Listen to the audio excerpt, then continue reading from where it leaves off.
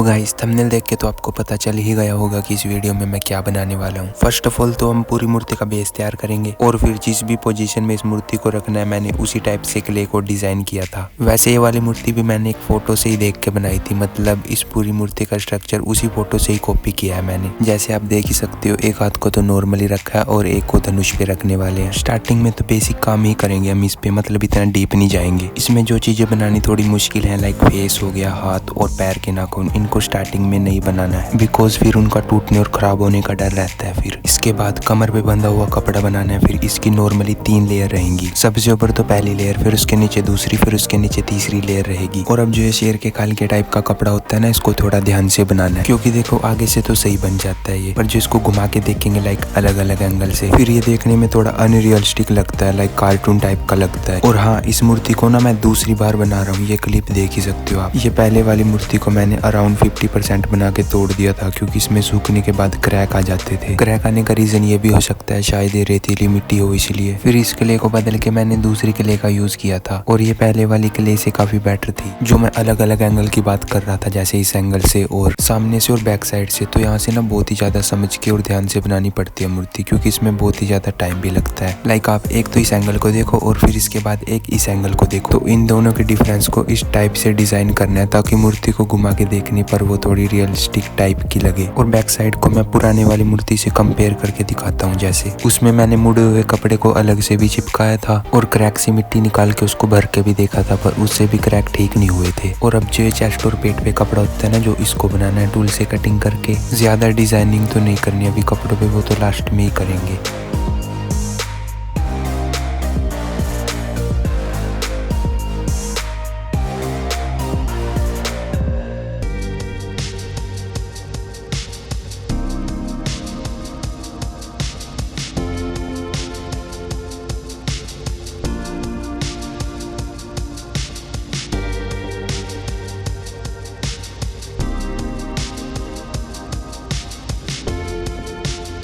तो guys half तो बनी गई है ये बाजू और बाकी की बाद में बनाएंगे। और अब ये धनुष वाली बाजू बनानी है, इसको भी अभी तो मैं 50 या 60% ही बनाऊंगा। वैसे इस बाजू को मजबूत रखने के लिए मैंने इसमें कोई वायर वगैरह तो नहीं डाली है क्योंकि देखो वायर डालने से बाजू टूटेगी तो नहीं, लेकिन इसमें क्रैक जरूर आ सकते हैं। बस मूर्ति का बैलेंस बनाने के लिए और इसको परफेक्टली खड़ा रखने के लिए मैंने टांगों में 2 मोटी वायर का यूज किया है।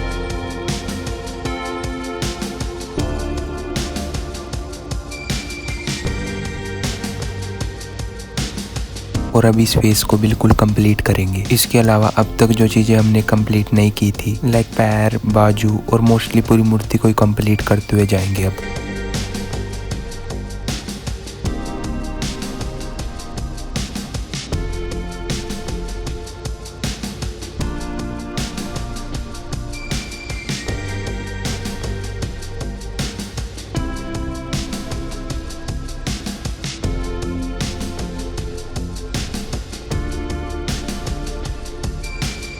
बाकी अब यहाँ से ये वीडियो और भी ज़्यादा इंटरेस्टिंग होगी बिकॉज अब हम इस मूर्ति के मेन पार्ट्स बनाने वाले हैं जिससे इसको परफेक्ट और नेचुरल फिनिश मिलेगी। अगर जो फेस पे फोकस कर रहे थे थोड़ा वाइड लग रहा है, पर हमें तो इसको थोड़ा वर्टिकल शेप में रखना है ना, लाइक इस साइड से भी, तो उसके लिए मैंने टूल परचेज किया। तो इन टूल का यूज करके जो फेस पे जो लाइन होती है उनको हम प्रॉपर शेप दे सकते हैं और बाकी जो लाइन को थोड़ा रीसेट करके सॉफ्ट बनाना है और होठों के नीचे थोड़ा नेचुरल शेप देना है। इसमें छोटी से छोटी लाइन को भी बहुत ही ज्यादा ध्यान से बनाना है क्योंकि हम फेशियल एक्सप्रेशंस को नॉर्मल ही रखेंगे, ना तो हंसते हुए रखना है फेस को और ना ही गुस्से में। और बाकी नॉर्मल इमोशंस के लिए इस साइड और ये वाली साइड के हिसाब से होठों को डिजाइन करना है और इनमें थोड़ा सॉफ्ट लाइन भी लाना है ताकि ये थोड़े नेचुरल दिखे।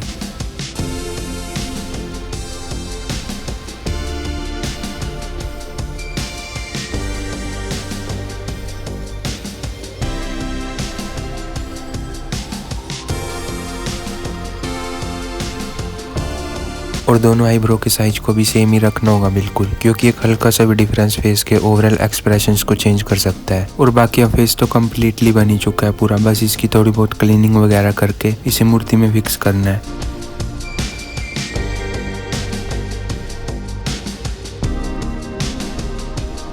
और गाइस जो बालों का स्ट्रक्चर है उसको इतना ज्यादा मुश्किल नहीं रखा था मैंने, उसको सिंपल फ्लो में ही बना दिया था। जो सर के बाल है उनको रुद्राक्ष से बांध देना है। फोटो में भी 2 माला थी तो मैंने भी 2 मालाओं का यूज किया है। और अब सर पे एक चांद लगा के ऊपर का काम कंप्लीट हो जाएगा। इसके बाद रुद्राक्ष की मालाएं बनानी है काफी सारी, जिसके लिए अलग अलग साइज के रुद्राक्ष बनानी है। फिर इनको थोड़ा सुखा के, मतलब जब ये थोड़े हार्ड हो जाएंगे ना, फिर उसके बाद इनको सुई में डालना है। बाकी इनको इस टेक्सचर में भी रख सकते हैं जिससे और भी रियलिस्टिक लगेंगे। अब जहाँ जहाँ पे भी ये मालाएं पहनानी है वहाँ पे डिटेलिंग करनी है, क्योंकि अब मालाओं को फाइनल पोजीशन में फिक्स करना है। तो इसलिए आसपास के एरिया को प्रॉपरली रिफाइन करना जरूरी है ताकि ओवरऑल फिनिशिंग बेटर दिखे।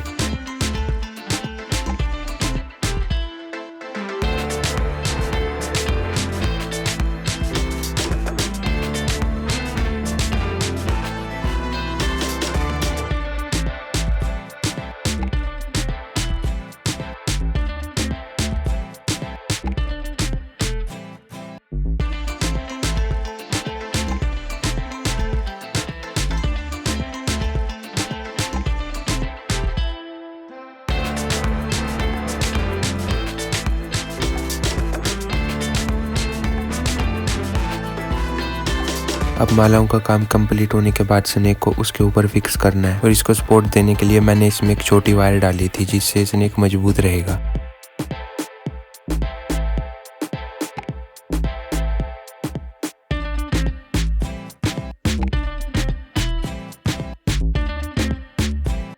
और अब इस मूर्ति पे और भी ज़्यादा डिटेलिंग का काम करना है, तो इसके लिए मैंने कुछ और नए टूल परचेज किया है जो प्रॉपर डिटेलिंग और एक्यूरेसी देने में हेल्प करेंगे। इन टूल की हेल्प से छोटी छोटी और बारीक चीज़ें बनाना और उन्हें परफेक्ट शेप देना काफ़ी इजी हो जाता है। अगर टोटल की बात करें तो इसमें 12 थे और इनके साथ ये चाकू फ्री था शायद। और इसके बाद जो हमने लेफ्ट बाजू का स्ट्रक्चर तैयार किया था उस पर थोड़ा डिटेलिंग वर्क करना है और मसल्स को प्रॉपरली डिफाइन करके एक रियलिस्टिक टच देना है।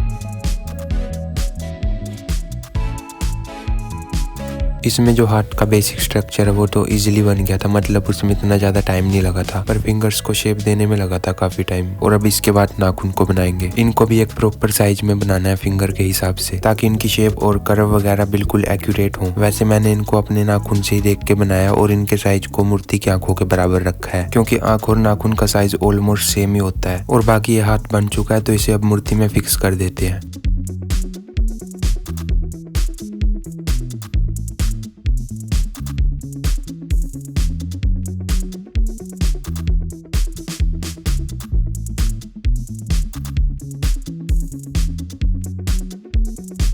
और धनुष के डंडे को भी पहले तो मैंने मिट्टी से ही बनाया था, पर ये इतना स्ट्रॉन्ग नहीं था, तो फिर ये मोटी वायर का यूज किया था मैंने।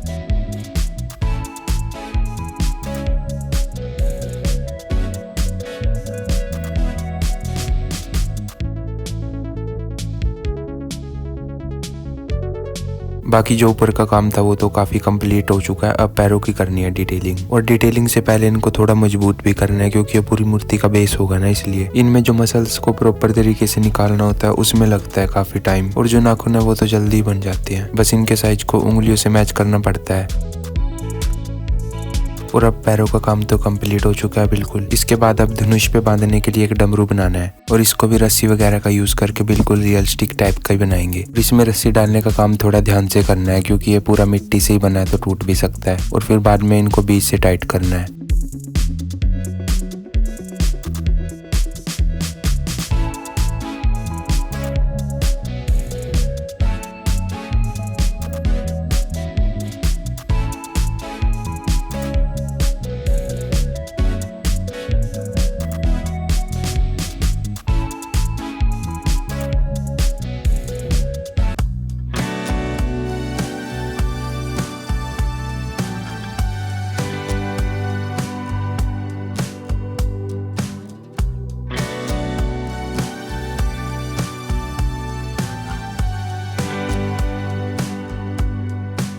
और सामने के साइड 2 छोटे छोटे छेद भी करने हैं। पहले तो मैं भूल गया था, फिर बाद में याद आया था मुझे। वैसे ये देखने में भी अच्छे लग रहे हैं और मूर्ति के लुक के हिसाब से भी सही है।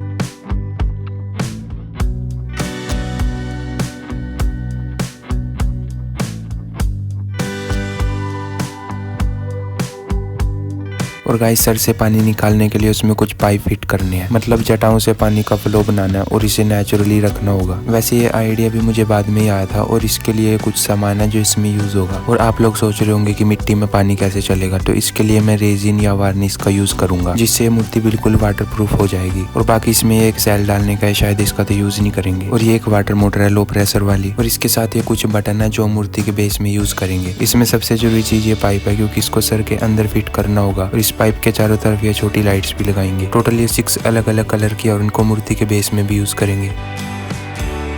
और अब तक इस मूर्ति को बनाते टाइम मतलब छील के जो मिट्टी इकट्ठी हुई है वो आप देख सकते हो। ये इस पूरी मूर्ति के साइज से भी ज्यादा है, तो इससे आप समझ सकते हो कि इसको बनाने में कितना टाइम लगा होगा। तो फाइनली अब सर में कुछ वायर्स और पाइप को फिट करना है। और इसके साथ ये लाइट्स इसलिए लगाई है ताकि ये वाटर के कलर को चेंज कर सके। पहले तो मैं मोटर को इस मूर्ति के बीच में ही फिक्स करने वाला था, पर उसमें काफी रिस्क था, क्योंकि इससे ये मूर्ति टूट भी सकती थी और कमजोर भी हो सकती थी। वैसे भी इस मूर्ति के बेस को काफी बड़ा रखने वाले हैं, क्योंकि उसमें कुछ पहाड़ और झरने भी बनाएंगे, फिर उसमें भी काफी मोटर लगेंगी। तो इन सब का कनेक्शन साथ में ही करेंगे, और ये सब नेक्स्ट वीडियो में होगा।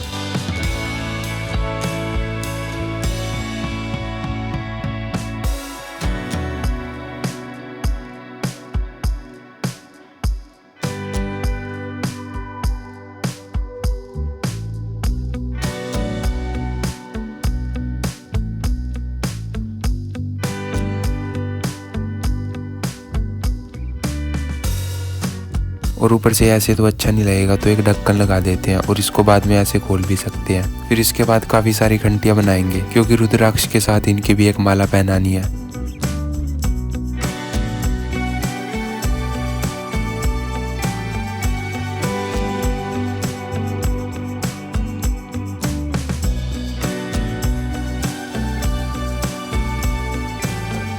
और जो ये नीचे अंदर के साइड का कपड़ा दिख रहा है ना, इसको भी काफी बारीक करना है, क्योंकि जितना ज्यादा पतला करेंगे उतना ही रियलिस्टिक लगेगा ये। इसमें जो कर्व है साइड साइड में, उसको बनाते टाइम ज्यादा ध्यान देना है। और साथ ही मूर्ति के सरफेस को भी थोड़ा स्मूथ करेंगे।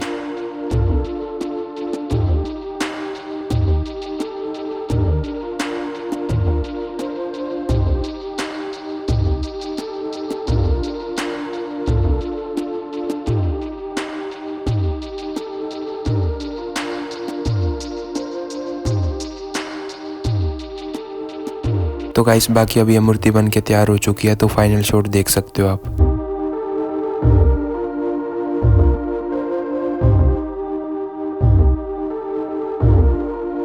और इसके बेस पे अभी काफी सारा काम करना बाकी है, जैसे लाइट्स लगानी है और काफी सारी वायरिंग करनी है, तो ये सब नेक्स्ट वीडियो में करेंगे। तो गाइस इस वीडियो का सबसे अच्छा पार्ट आपको कौन सा लगा वो आप मुझे कमेंट में बता सकते हो। और तब तक के लिए बाय, मिलते हैं नेक्स्ट वीडियो में।